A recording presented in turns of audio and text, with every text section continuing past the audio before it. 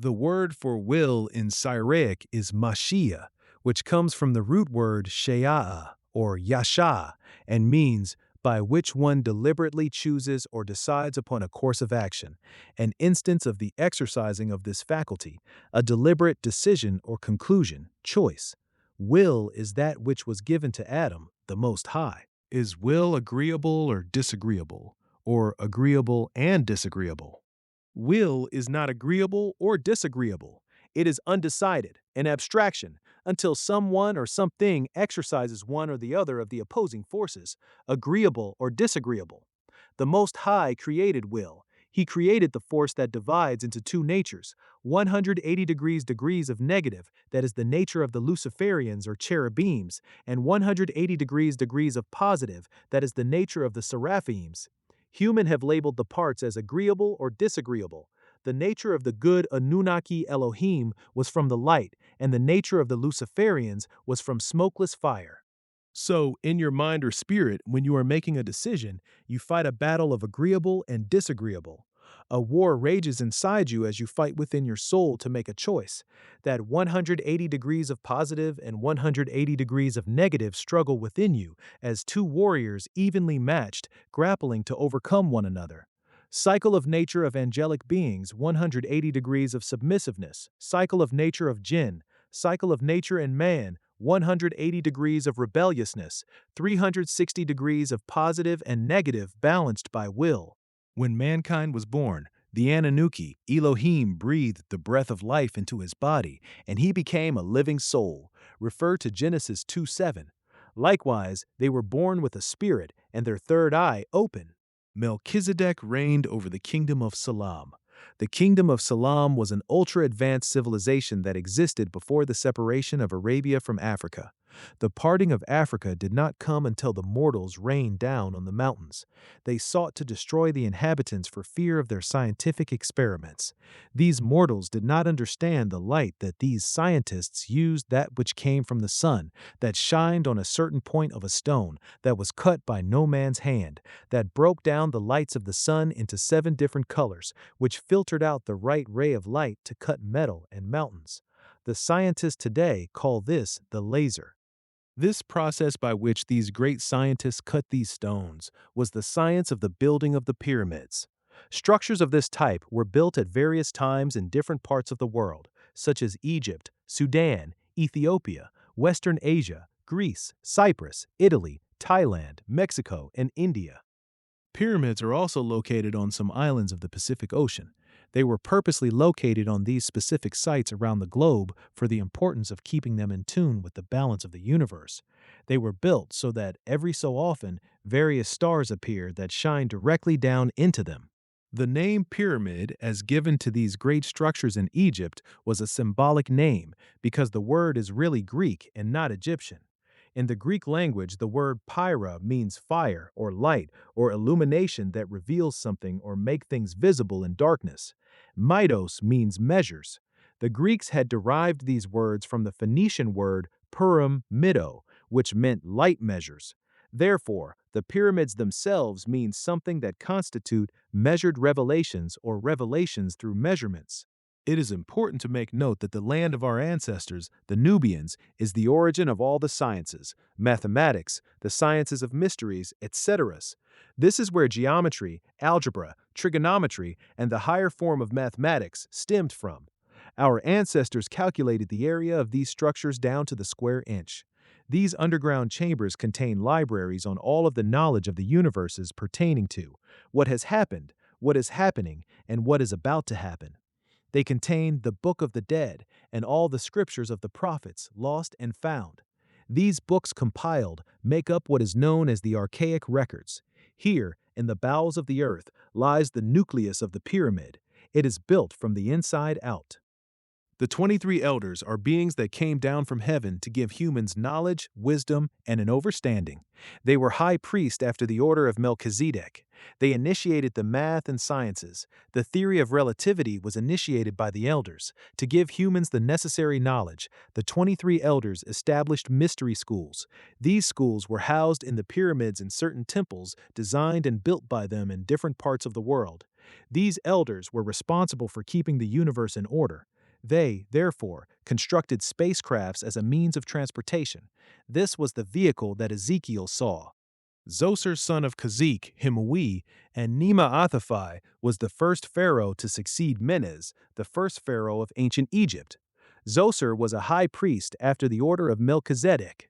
Zoser, son of Kazikh Himui and Nima-Athaphai, was also one of the 24 elders, and because he was a high priest, he received his power and knowledge from Al-Keter, the Green One.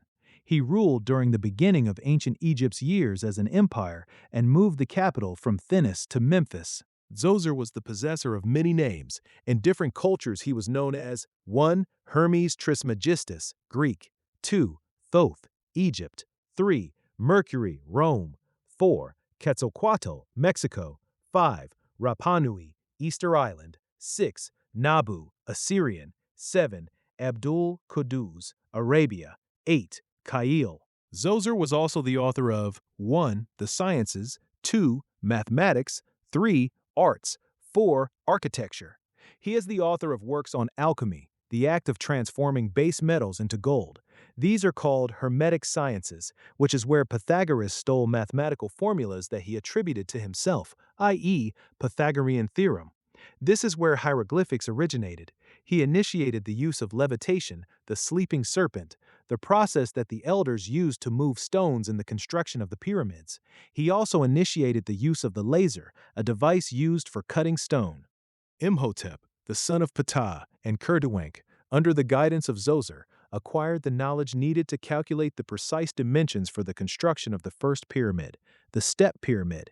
All of these technological advancements provided the future pharaohs with the first great builders in our history.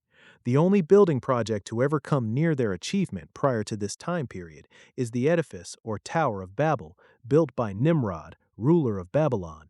Referred to Son of Canaan, Revised Scroll number 47. Imhotep, whose angelic name is Uphio, was the first official in Zoser's court.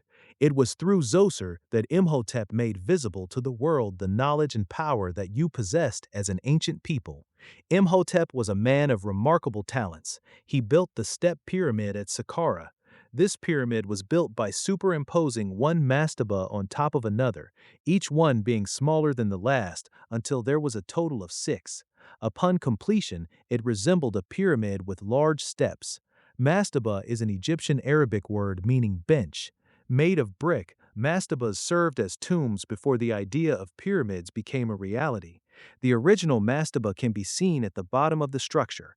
It was succeeded by a 4-step pyramid, which was in turn succeeded by the final 6-step construction. According to the Freemasonry doctrine, the Temple of Solomon was constructed without human hands, with neither hammer, axe, or any iron tool. The stone was squared and polished by a worm called Samis. The stone is also called a shirma or shamir. However, the mastabas at Saqqara that Imhotep built was 210 feet long on each side and approximately 25 feet high. Then, Imhotep extended the mastaba on all sides until its base was about 400 feet by 350 feet. He then placed smaller mastabas on top of it until he had 6 mastabas of decreasing size, reaching a total of 200 feet. The Step Pyramid is one of the oldest man-made buildings of its kind to exist. During the reign of Zoser, hieroglyphics had been perfected. It was used to express the lifestyle of the people of the time. Hieroglyphics is not a spoken language, it is simply a picture story. Many so-called historians who claim to know the history of ancient Egypt say that hieroglyphics is a spoken language. This is not true. How could anyone speak in pictures? Hieroglyphics is the means by which you of the present know something of your Nubian past. The use of papyrus was also introduced into Egyptian culture by Zoser. Papyrus is a Greek word for the paper that was used by the ancient Egyptians. Papyrus reed grew along the banks of the Nile. The pith was extracted and glued together in separate layers, soaked and then dried. The result was a long-lasting surface on which they wrote with brushes or pens that were made of other types of reeds. The use of papyrus was later incorporated into the Greek and Roman civilization until it was no longer economical to use. Egypt is the birthplace of hidden wisdom and mystic teachings of the elders. This is why it was not until 2,000 years later when the pyramids, obelisks, sphinxes, and advanced cities were built, and all the knowledge was locked in the pyramids, that ancient Greece and Rome invaded Egypt and stole the schools of thought from the pyramids. Pythagoras was the first Greek philosopher to invade Egypt during the 6th century BC. He spent 25 years trying to study the Egyptian sciences so that he could become more knowledgeable and, in the end, go back to Greece and claim himself as the founder of math and science. This is how the Pythagoras theorem came about. There were other philosophers and so-called scholars who were from Greece and Rome who came to Egypt and stole the knowledge in which the elders came to pass on to you. We are all striving for perfection. We are not perfected yet. The first step necessary to restore perfection on the body is to instill complete faith in Tata Nyanzembe, El Elo, most glorified and exalted. You must go through these schools of learning. If you have not started yet, you have a long way to go. The way that the disciple travels is called the journey of life. He, as a traveler walking that path, is called the walker. Through his teachings, the selected one is called disciple, and his teacher is called shaykh, elder, or a morshidun, meaning a teacher of the right way. Having been taught the laws of life, the disciple is expected to follow the teachings until he reaches the ultimate test, after which he becomes an upright man, perfect, a master. As was said, all the prophets and some of their disciples were taught the mysteries: Enoch, Abraham, Ishmael, Noah, Isaac, David, Solomon, Moses, Job, Elijah, John, Al-Mahdi, Jesus, Daniel, Ezekiel, Jeremiah, etc. In selecting the advanced souls who were prepared to receive the inner teachings, many rigid tests needed to be passed before the door to wisdom opened, and so it is still today. Within the mystery schools, there was a guardian at the gate of the inner temple.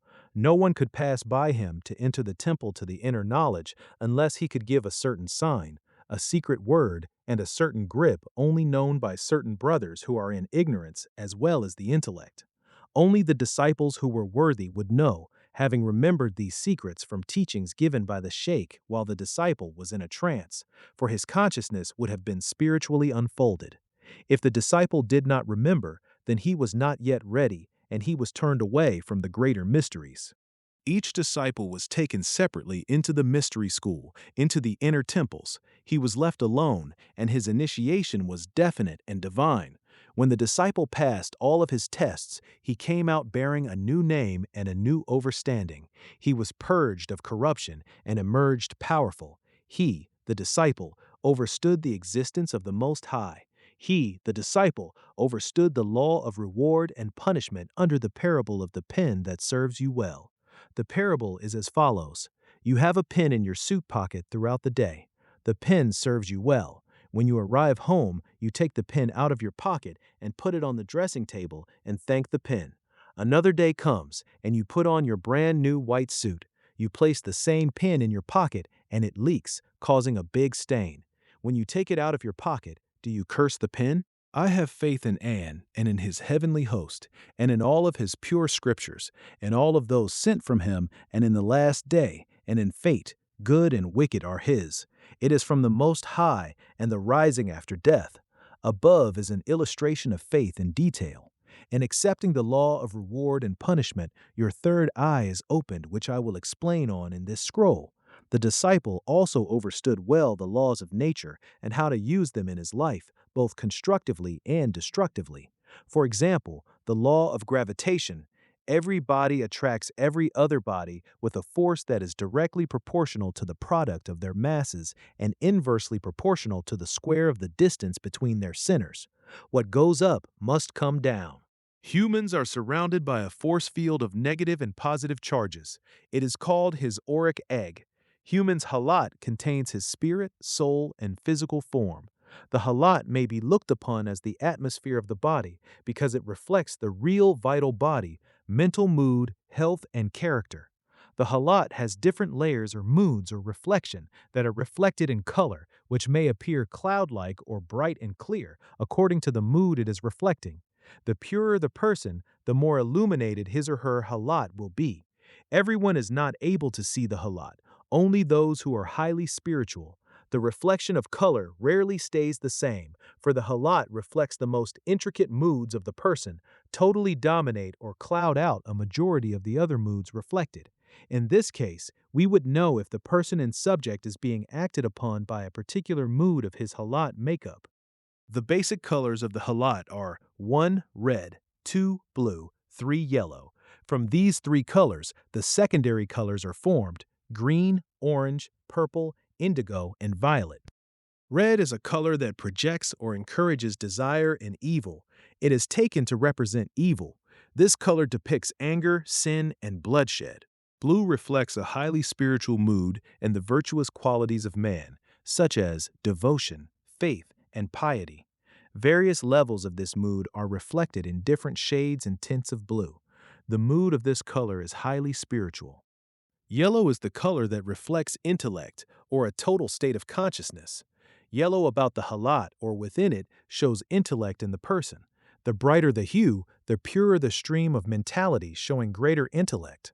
Whenever the color is dull or dingy, the thoughts and moods of the person is either slow or out of tune with the mental plane. Yellow encourages reason, judgment, analysis, or the use of logical mental activity. Green, dealing with light, is a most divine mood. Green is a combination of the moods that blue and yellow reflect, which is reflected from the heavens of the mental plane. Green, like white, is a healing force, except the green light is much more powerful and a more purified force.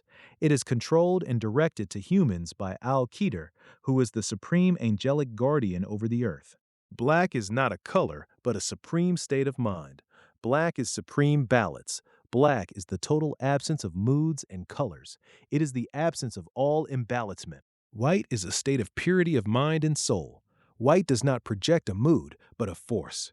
White reflects one of the healing forces. There is never a white aura. The white light or force is projected from angelic beings who are placed as guardians over men. The color white invokes these angelic guardians. Gray is a negative color, projecting a totally negative mood. It is a forced combination of black and white. Because they are two complete and individual states, neither lacking, they remain in constant battle. Persons with the color gray in their aura are compelled toward depression, pessimism, and malice. Brown is another negative color, whether it be a light shade or a deep, murky brown. It projects a mood of greed and desire for material gain. This is because brown is a combination of green and red. The red and brown will dominate the green that is already a combination of two colors. When one sights the halat, it will appear like a kaleidoscope. The highest and lowest forms that have been able to be detected are those of vibrations. Everything vibrates, which manifests itself in different moods and schemes. The expressions of vibration is called a mood. Each mood acts and reacts continually, carrying out life processes. These moods make up what is known as planes. Planes are moods and schemes of vibration existing in very unique and unified forms. There are 7 planes. The lowest and slowest is the material plane, while the fastest and highest that humans are able to comprehend is the bosom of Amy, Ilyon El, the Most High. Planes are distinct and intricate moods of vibrations woven into one another, so uniquely that one cannot determine where one begins and the other ends. In other words, they have no spatial distinctions of degree. A single point of space may have many manifestations on all of the 11 planes of being. Every sense that humans have vibrates. The 5 senses are hearing, sight, taste, smell, and touch. What many have been taught to be 5 senses are in reality really 3, which are see, hear, and touch. Taste is a sense of touch. Matters touches the taste buds, and smell is a sense of touch. Particles touch nerves that react to smell. Hearing is also touch. Sound waves touch the eardrum and cause it to vibrate. However, it is counted as a separate sense. Then there are the other senses which are not sufficiently developed in the average human. They are called ESP, or extrasensory perception. The quick perception of truth by the mind without the intervention of any process of thought. Mental communication, the transference of thought from one being to another without the use of words or wires. Object reading, the ability to identify or tell something about an object by picking up thought waves implanted by someone previously associated with the article. Clear sight, to see into the other dimensions, second sight, and awareness of distinct objects and events. The light is the spiritual spinal column that links the chakras, that channel of the mind force from the mental reservoir, reconfirmation of the fact that within every human on this earth, you will find a part is not hidden. It is just unrecognizable and thereby uncultured. But it is there. It is the truth in the sense that although it appeared to be a foreign nature, its potent was good and compatible for human. In the shineth darkness, the light was the spirit of God, that part of Anu that is in every human. This very special portion of Tata Numzambe is what the darkness did not overstand, for it was of another world. Their body was physical, and the light was spiritual, two strangers. Going further, you have the spirit, which is a reflection of what the soul contains. Soul, spiritual. This is the indefinite side, the state where the 99 subdegrees of Anu exist without the definite article al. The spiritual state exists within the bosom of Tata and is where the school of patience exists. This is the state that is not visible to the physical eye, the lighter side. Humans can only experience the spiritual state. In the spiritual state, humans' aura appears. The aura may be looked upon as the atomosphere of the body. Body, physical. This is the definite side, the state where the 99 attributes of Tata and Zambe exists with the definite article al to correspond with the 99 elements of the periodical chart, starting with H hydrogen, the first and the key to any kind of matter. The plane of force and the material plane work together in perfect harmony. If this were not true, then the cycles of nature would not be completed so perfectly and faithfully each year. The plane of force is largely composed of etheric duplicates of objects on the physical plane. Etheric refers to the spiritual part of you, as above, so below. However, beyond this realm of etheric duplicates is a vast reservoir of forces that very few have knowledge of. These forces control the forces that result in what you know to be nature. ES can also be held accountable for the many so-called wonders and supernatural phenomena of the material plane. The plane of forces, also called the energy plane, consists of ordinary forms of energy like heat, light, attraction, electricity, etc., as well as those forms of energy that are finer that gives humans and nature vitality and the ability to grow and reproduce. This vital force that sets life on the physical into motion and is responsible for growth and reproduction is called nafs, also known as prana. Nafs literally means spirit. Nafs, the spark of life, a metaphysical system in which reality is concerned as a unified whole. All things come from and are one with the Creator. The spark of life that comes from him is nafs. Therefore, the Most High left the essence of his being in every atom of his creation. With it, he harmonized the entire life processes of man and nature because nafs is constant rhythmic pulsation. In nature, we call this harmonization seasons. The plane of force is perfectly woven into all matter on the material plane. On the plane of force, matter is not solid, liquid, or gas as you overstand it to be on the material plane, but much more refined because it is vibrating at a much higher speed. The basis or mother of matter is nature, and nature is a result of the plane of force. On the plane of force, there is no distance, temperature, seasons, day, night, or time. All of these are results of the plane of force and made manifest in the physical plane. On the plane of force, one is not subject to gravitation, or at least not the same degrees of gravitation. Gravitation, as well as the rest of the forces that control Earth, are on a highly refined basis on the plane of force. By breaking the law of gravitation on the physical plane, one can raise himself in height. To break the law of gravitation, you must raise your energies, which increases the vibration of the seats and radiates the aura to revolve at a certain speed. The seat is a facility that Eonel, the Most High, has bestowed upon human senses to keep humans in tune with the spiritual world. The spiritual can be visited without death if one masters the desires of the physical plane.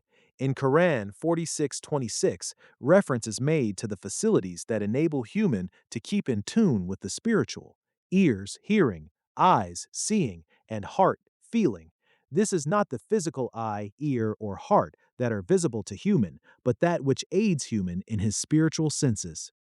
The spiritual senses represent a secondary set of senses corresponding to the senses of the physical plane. In other words, the earthly senses of hearing, seeing, feeling, smelling, and tasting have spiritual counterparts by which the body receives impressions. Root or basic seat, located at the base of the spine. It superimposes the prostrate area in the male and the uterus in the female. Spleen or splenic seat, located over the spleen. It superimposes the navel and extends to embed some of its roots in the spleen. Navel or umbilical seat, located at the navel over the solar plexus. It superimposes the solar plexus area and the great lobe of the liver. Heart or cardiac seat, located over the heart.